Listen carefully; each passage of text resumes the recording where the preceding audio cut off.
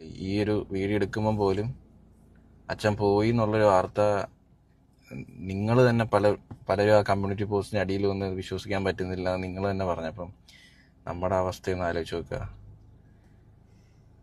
അതായത് അന്ന് മരണപ്പെടുന്നതിൻ്റെ അന്നും വൈകിട്ട് കോൾ വിളിക്കുകയും അമ്മയും മൃദുലയായിട്ട് അന്ന് 12 മണി വരെയും വീഡിയോ കോൾ ചെയ്ത അച്ഛൻ പിറ്റേന്ന് നാളെ തൊട്ടില്ല എന്നുള്ളൊരു വാർത്ത, അതൊന്നും നമുക്ക് ഈ ഒരു നിമിഷം വരെ ഉൾക്കൊള്ളാനായിട്ട് മനസ്സുകൊണ്ട് ഇവരിട്ടും പറ്റിയിട്ടില്ല.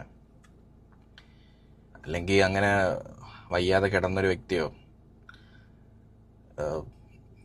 അങ്ങനെയൊക്കെ ആണെന്നുണ്ടെങ്കിൽ നമുക്ക് പിന്നെയും അത് ഉൾക്കൊള്ളാം. വയ്യാതെ കിടന്നിരുന്ന ഒരാളാണ്.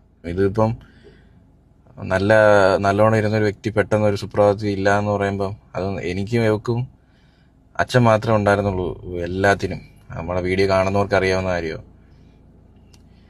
എല്ലാ കാര്യത്തിനും താങ്ങും തണലായിട്ട് ഇരുന്നിരുന്നൊരു ആളാണ് അച്ഛൻ. അപ്പോൾ നമുക്കെന്നും അതൊരു എന്തു പറയുന്നേ നഷ്ടമെന്ന് പറഞ്ഞാൽ പറ്റത്തില്ല, അതൊക്കെ ചെറുതായി പോകും. കാരണം അത്രയ്ക്കും എൻ്റെ അത്രയ്ക്കും ഡൗൺ സൈഡിൽ എൻ്റെ കൂടെ ഒരു മെൻ്റൽ സപ്പോർട്ടായിട്ട് ഓൾ ഇൻ ഓളായിട്ട് നിന്നൊരാളാണ്. അപ്പോൾ എനിക്ക് വീഡിയോ എടുക്കുമ്പോൾ ഒരു സത്യം പറയാനില്ല, എന്തോ പറയേണ്ടതെന്ന് എനിക്ക് അറിയത്തില്ല. പക്ഷേ ഞാനിപ്പോൾ ഈ വീഡിയോ എടുക്കുന്നതിൻ്റെ മെയിൻ റീസൺ എന്ന് പറയുന്നത് ഒന്നാമത്തെ കാര്യം, അച്ഛൻ എന്ത് പറ്റിയെന്ന് അറിയാനായിട്ട് കുറേ പേര് അതായത് ബുദ്ധിമുട്ട് നിങ്ങൾ വീഡിയോയിൽ കാണുമ്പോൾ അങ്ങനെ ഒരു ബുദ്ധിമുട്ടുള്ള ഒരാളല്ല.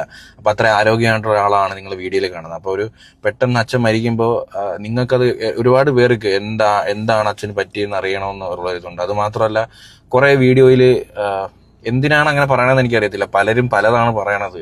എന്താണ് സത്യമെന്ന് പോലും അറിയാതെ വെറുതെ വായി വന്നത് വിളിച്ച് പറഞ്ഞ് വീഡിയോ ആക്കുന്ന കുറേ ആൾക്കാർ. അപ്പം അതിനൊക്കെ ഒരു ക്ലാരിറ്റി. 14-ാം തീയതിയാണ് അച്ഛൻ മരണപ്പെടുന്നത്. 14-ാം തീയതി വെളുപ്പിനെയാണ്. അച്ഛനെ എല്ലാവരും വീഡിയോയിൽ കാണുമ്പോൾ അച്ഛൻ വളരെ ആരോഗ്യവാനായിട്ടുള്ള ഒരാളാണ്.